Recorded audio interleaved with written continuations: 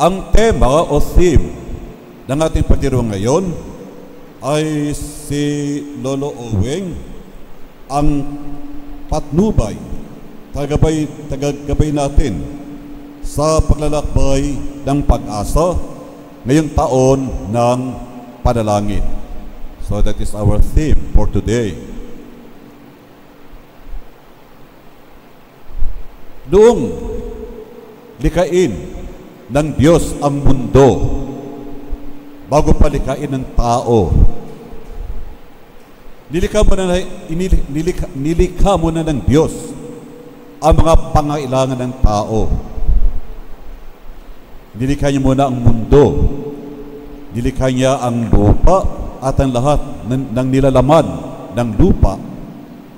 Nilikha niya ang tubig, dagat, at lahat ng nilalaman ng dagat. Nilikha niya ang araw upang siyang magbigay liwanag pag daytime. At gumawa siya ng buwan at mga bituin na siyang tanlaw sa dilim ng gabi. At labing nasiyahan ng Panginoon matapos siyang likain ang mundo, paraisong paraiso. Lahat andoon na lahat ng kailangan ng taong ililikain niya ay naroon. At nilikha niya nga ang tao ayon sa kanyang larawan. Ibig sabihin, kung ang Diyos ay mabait, ang tao ay mabait. Kung ang Diyos ay banal, ang tao nilikha niya ay banal. So nilikha niya ang ating mga unang magulang at ipinagkatiwala sa kanila ang paraiso, na they can eat everything in the paradise maliban lamang sa isang puno na nasa gitna. Tapos pinahayo ni Lord yung nilikha niyang mga tao. Ay yung panong yun ay aktibo na si Taning sa panunukso. Kaya tinukso niya ang isa sa mga tao, si Eva, na kanin ang ipinagbabawal na prutas. At dahil nga ang demonyo ay very cunning, very cunning siya. Yung ginagawa niya maganda, yung mabagay na pinunukso niya upay kay matukso. Alam niya ang kahinaan ng tao. Si Eva ay bumigay. Tapos pinaginan pa niya yung kanyang asawang si Adan. At doon nga namulat ang kanilang mata dito sa paglabag nila sa utos natin Panginoon, nabuksan ang kanilang mata.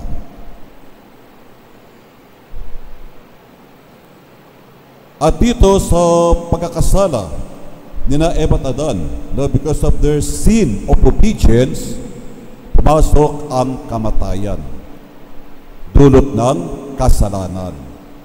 Okay. At ang mundo na ginawa ng Panginoon na maganda, malaparaiso, ay nalampungan ng dilim ng kasalanan. Actually, ito sinasabi ko salvation history. Kaya ang ginawa ng Panginoon ay sinubo niya ng mga propeta upang tulungan ang mga tao na nagkasala na magbalik loob sa Kanya. Pero ano nangyari sa mga propeta? Sila ay pinatay, sila ay sinaktan, sila ay tinaboy, iba'y tinaboy. Kaya naisip ng ating Panginoon na ang sariling anak niya ang kaisusugo, baka sakali siya ay pakinggan. Pero alam na natin kung ano nangyari sa anak. Okay? Pero yun ay ayon naman sa plan ng ating Panginoon. Okay. Kaya nga, kung babasahin natin ang Ebanghelyo ni San Juan Evangelista, makikita natin doon yung kung papaano si Jesus na tinatawag natin ngayong Lolo Oweng ay isinugo sa daigdig. Ito ay mababasa natin sa pinakaumpisa o pinakasimula o tinatawag natin prologue ng Ebanghelyo ni San Juan. Mabasa natin doon ang pasimula ng pagsugo kay Jesus. Anong sinasabi sa prologue na sa Ebanghelyo ni San Juan? Sabi doon, sa pasimula pa'y naroon na ang salita. Kasama ng salita o kasama ng Diyos ang salita, at ang salita ay Diyos.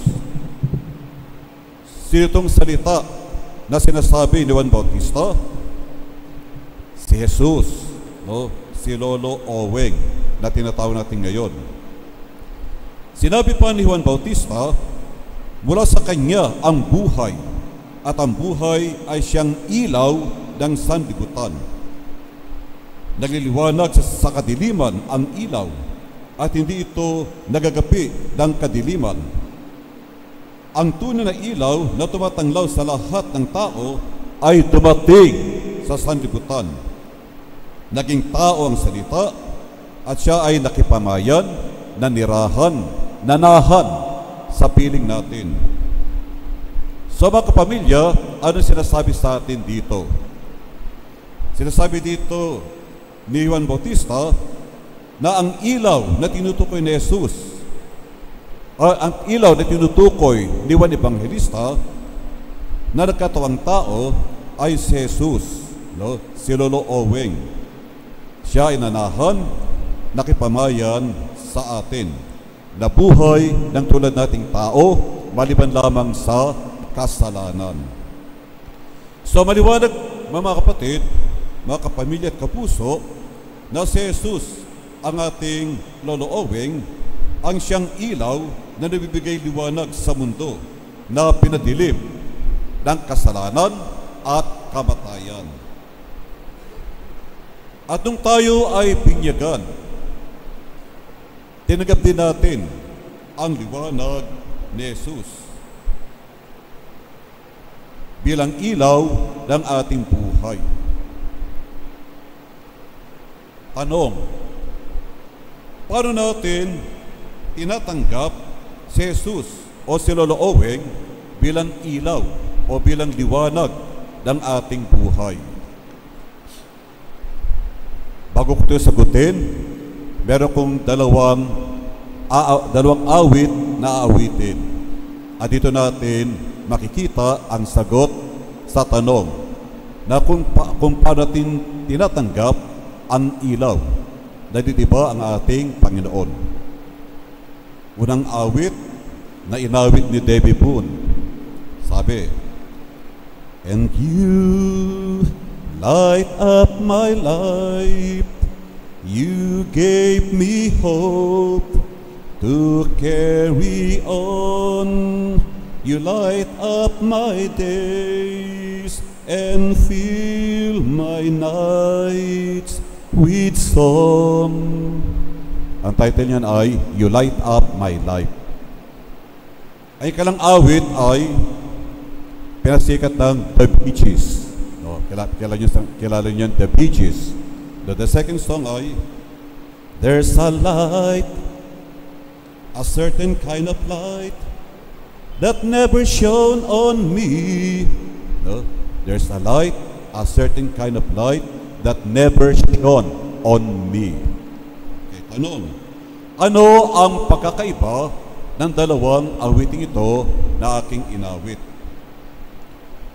Ang una, may pamagat na "You light up my life" ay nagsasaad ng pagtanggap kay Jesus, kay Lolo Oweng, na may pag-asa, panampalataya at pasasalamat. No? Nagsasaad ng acceptance, no? Tinatanggap ang ilaw, tinatanggap ang liwanag na ipinagkaloob sa atin. Yung ikalawang awitin na may lirik ng "There's a light, a certain kind of light that never shone on me." Ito yung nagsasaad, no, ng kabiguan na sa kabila ng pagkakaroon ng kaalaman na merong ilaw, na despite the knowledge that there is light, that there is certain kind of light, pero ang ilaw nito ay hindi nagbigay ng liwanag, no, that never shone on me. O bakit, sa inyo palagay, bakit hindi nagliwanag because of non-acceptance. Dahil hindi tinanggap ang liwanag. So ano sinasabi dito? Ano sinasabi dito, mga kapamilya? Sinasabi dito sa atin na si Jesus, si Lolo Oweng, ang liwanag na dumating sa daigdig upang magbigay tanglaw at liwanag sa mundo. Yung sinasabi, there's a light, no? At yung itong wala iba kundi ang ating Panginoong Hesus Kristo na tinatawag natin ngayon si Lolo Oweng. Siya ang tumatanglaw sa atin. At sa ating palalakbay dito sa mundo, patungong airport o patungong pier ng kaligtasan, si Jesus, ang Lolo Oweng, ang ating gabay at patnubay na tumatanglaw sa daan na ating tinatahak tungo sa katuparan at kaganapan ng ating pag-asa para sa ating kaligtasan. All of us are pilgrims on earth. Tayo malalakbay sa mundong ito. Saan tayo pupunta sa ating palalakbay? Sa lugar na ibig ng Diyos. Sa lugar na gusto ni Lolo Oweng na mapuntahan natin. At ito nga ay ang kaligtasan. Diba? Sa John chapter 14, sabi niya, sa bayan ng Ama ay maraming silid. At ako'y paroon upang ipaghado kayo ng matitirhan.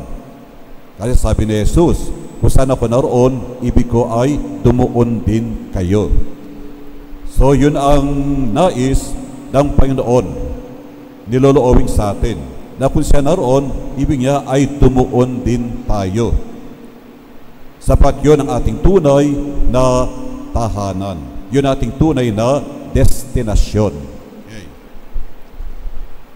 At sa ating palalakbay sa daan ng kaligtasan, hindi sinabi ni Jesus, hindi sinabi ni Lolo Oweng na madali ang ating paglalakbay.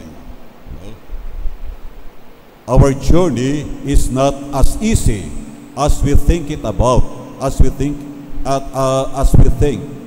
No, hindi yung kasindali ng ating iniisip. Hindi yun ipinangako ng ating Panginoon. Sabi nga ng isang awitin, I beg your pardon, I never promised you a rose garden. Okay? So Christ did not promise us a rose garden as we go along with our life here on earth. Hindi easy, hindi madali ang palalakbay na ito na ating ginagawa tungo sa ating dapat puntahan at patunguhan. Kailangan nating pasanin ang ating krus sa araw-araw. We have to carry our crosses every day.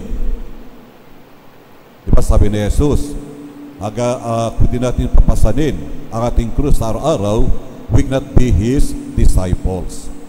So, ang paglalakbay nito, o sa ating paglalakbay nito, meron tayong pasan-pasan na krus.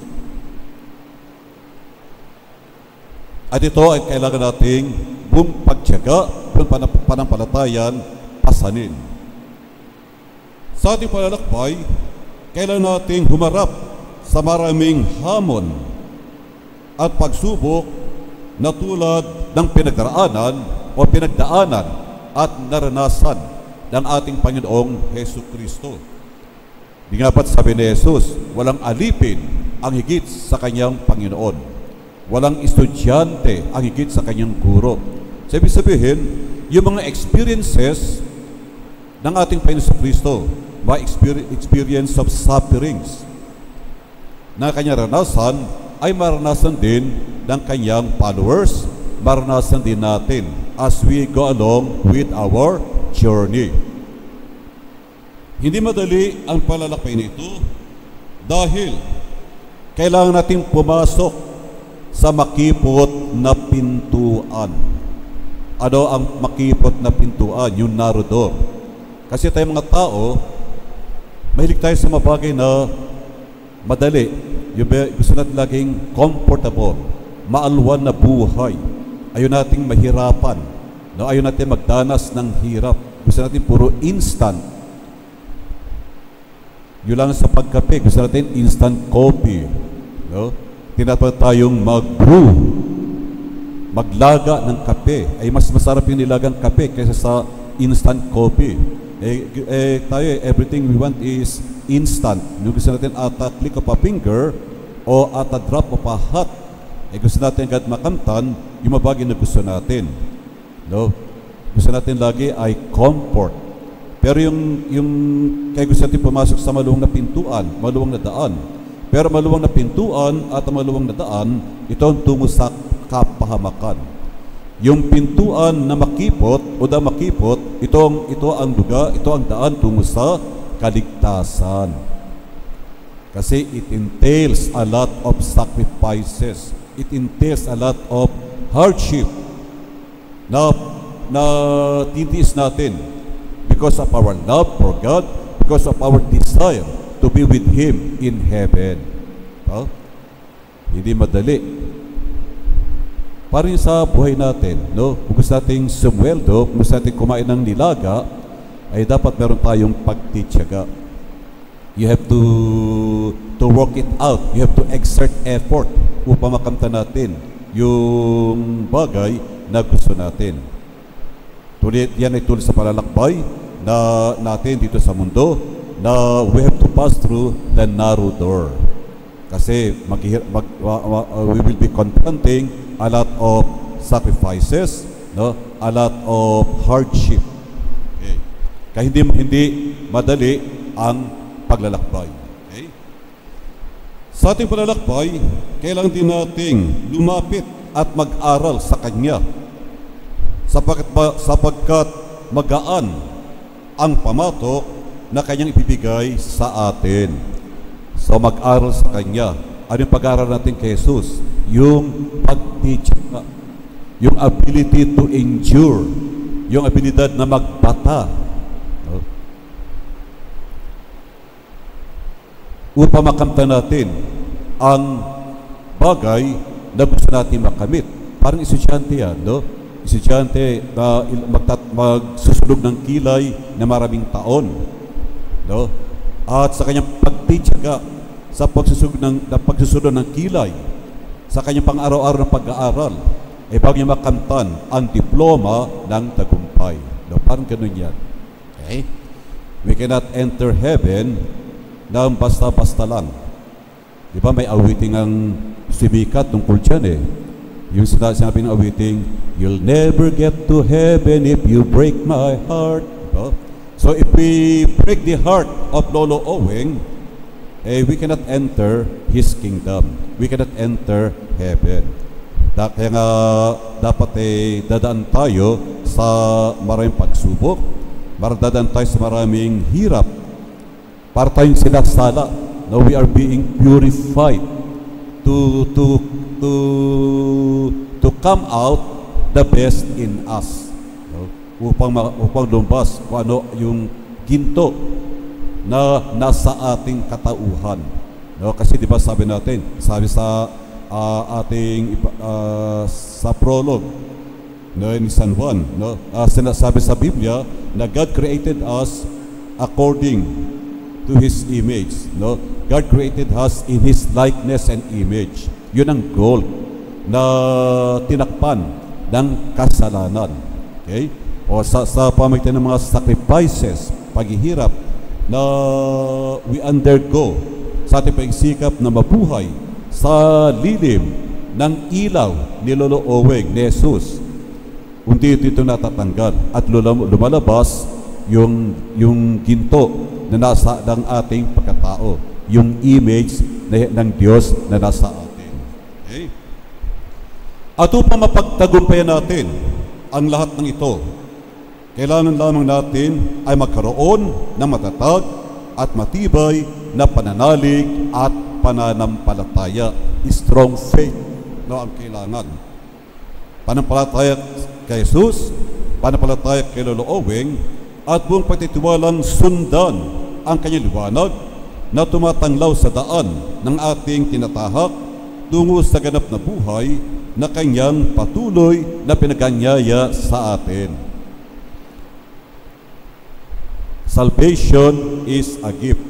Ito ang patuloy pinag-anya sa atin ng ating Panginoon Hesus. Ito ang pinag-anya sa atin ni Lolo Oweng. No? At ito ay ibinibigay niya for free. Yung nga lang, merong pagdaraanan. No? It is not offered to us on a silver platter, kundi to go through hardship. We have to go through a lot of sacrifices, as Jesus did. Pero sabi nga ni Sharon Cuneta, no? Sino sa inyo may paborito kay Sharon Cuneta? No, sa lahat ng paghirap na to, sa ating palalakbay, sabi ni Sharon, kahit na ilang tinik ay kaya kong tapakan, kung iyan ang paraan upang landas mo'y masundan, kahit ilang dagat ang dapat tawirin, higit pa riyan ang aking gagawin. Yan. So, in our journey, sa pagsunod kay Jesus, kay Lolo Oweng, sa pagsunod sa panlaw na nagbibigay liwanag sa ating natatahak tungo sa daan, kailangan talaga ang malalim na pagtitiyaga at yung malalim, matatag na panampalataya sa ating Panginoon.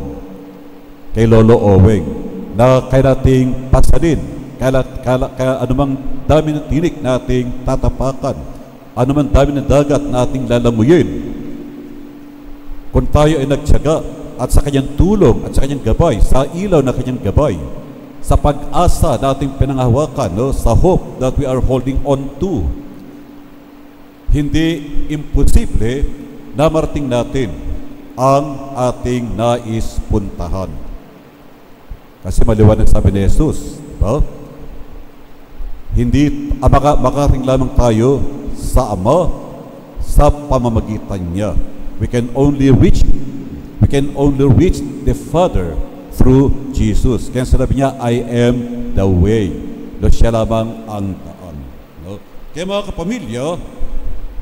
mga kapamilya kay Lolo Oweng, ngayong taon ng panalangin, habang tayo ay nalalakbay sa dagat ng buhay na pinadilim ng kasalanan, hilingin natin kay Jesus, kay Lolo Oweng, na patuloy niya tayong gabayan, samahan at panglawan sa ating palalakbay na ito hanggang sapitin natin ang maluwalhating buhay sa piling niya doon sa buhay na walang hanggan. At kapag naganap na ito, narating natin ang airport ng kaligtasan, ay pwede tayong umawit ng Heaven, I am heaven, I'm in heaven, and my heart beats so that I could hardly speak, diba? And I seem to find the happiness I seek when we dance with Lolo Oweng cheek to cheek. Okay? So, pagsikapan natin at manatiling mabuhay sa liwanag ni Lolo Oweng upang marating natin ang lugar na ibigyang marating natin. Amen. Amen.